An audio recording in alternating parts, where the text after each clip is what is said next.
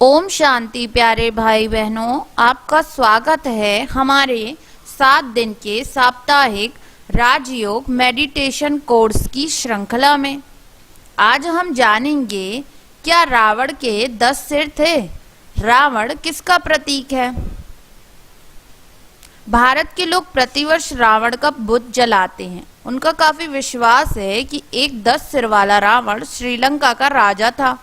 वह एक बहुत बड़ा राक्षस था और उसने श्री सीता का अपहरण किया था। वे यह भी मानते हैं कि रावण बहुत बड़ा विद्वान था, इसलिए वे उसके हाथ में वेद शास्त्र इत्यादि दिखाते हैं। साथ ही वे उसके शीश पर गधे का सिर भी दिखाते हैं, जिसका अर्थ वे यह लेते हैं कि वह हठी और मतिहीन था। लेकिन अब परमपिता परमात्मा शिव ने समझाया है कि रावण कोई 10 शीश वाला राक्षस नहीं था, बल्कि रावण का पुतला वास्तव में बुराई का प्रतीक है।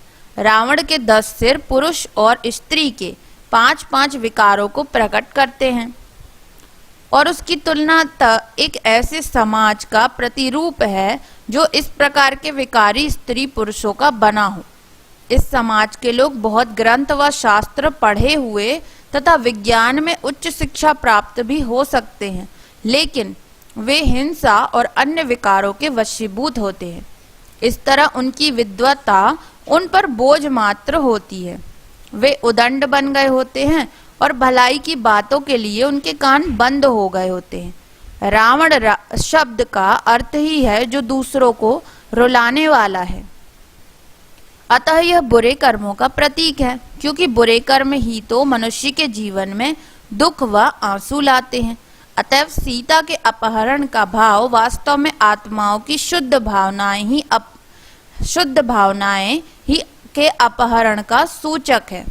इसी प्रकार कुंभकर्ण आलस्य का तथा मेघनाद कटु वचनों का प्रतीक है, और यह सारा संसार ही एक महाद्वीप है अथवा मनुष्य का मन ही लंका है। इस विचार से हम कह सकते हैं कि इस विश्व में द्वापर युग और कलयुग में अर्थात 2500 वर्षों रावण राज्य होता है, क्योंकि इन 2 युगों में लोग माया या विकारों के वशीभूत होते हैं। उस समय अनेक पूजा पाठ करने तथा शास्त्र पढ़ने के बाद भी मनुष्य विकारी, अधर्मी और भ्रष्टाचारी बन जाते हैं। रोग, शोक, अशांति और दुख का सर्वत्र बोलबाला होता है। मनुष्यों का खान पान असुरों जैसा मांस, मदिरा, तामसी भोजन आदि बन जाता है। वे काम, क्रोध, लोभ, मोह, अहंकार, ईर्ष्या, द्वेष, घृणा, आलस्य आदि विकारों के वशीभूत होकर एक दूसरे को दुख देते और रुलाते रहते हैं।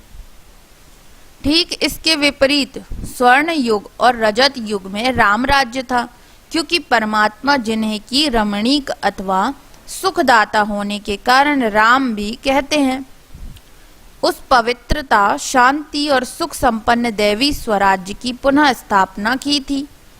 उस राम राज्य के बारे में प्रसिद्ध है कि तब शहद और दूध की नदियां बहती थी और शेर तथा गाय एक ही घाट पर पानी पीते थे। अब वर्तमान युग में मनुष्य आत्माएं फिर से माया अर्थात रावण के प्रभाव में हैं। औद्योगिक उन्नति, प्रचुर धन धान्य और सांसारिक सुख सभी साधन होते हुए भी मनुष्य को सच्चे सुख और शांति की प्राप्ति नहीं है।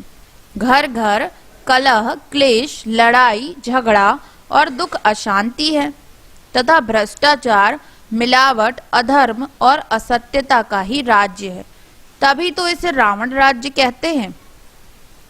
अब परम पिता परमात्मा शिव गीता में दिए अपने वचन के अनुसार सहज ज्ञान और राजयोग की शिक्षा दे रहे हैं और मनुष्य आत्माओं के मनोविकारों को खत्म करके उनमें दैवी गुण धारण करा रहे हैं। वे पुनः विश्व में बापू गांधी जी के स्वप्नों के राम राज्य की स्थापना करा रहे हैं। अतः हम सबको सत्य, धर्म और निर्विकारी मार्ग अपनाते हुए परमात्मा के इस महान कार्य में सहयोगी बनना चाहिए। तो आज हमने जाना कि किस प्रकार रावण का असही अर्थ क्या था और वह किसका प्रतीक था। अच्छा, ओम शांति। आप दृष्टि यूं ही देते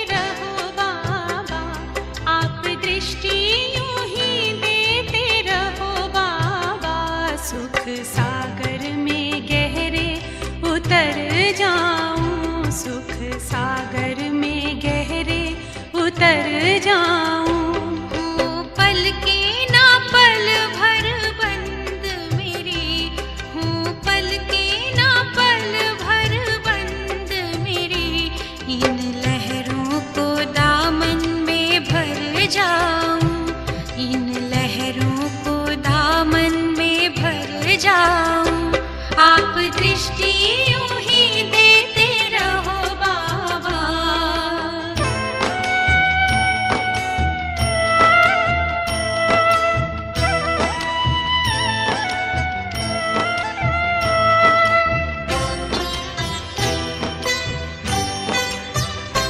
हो गए अब निहाल ये नैना बाबा आपकी रूहानी नजरों से। पा लिया है मुझे था जो पाना, ये आवाज निकले अंतर से। आप शक्ति यूं ही भरते रहो बाबा, आप शक्ति यूं ही भरते रहो बाबा। इस देह की दुनिया से उड़ जाऊं, इस देह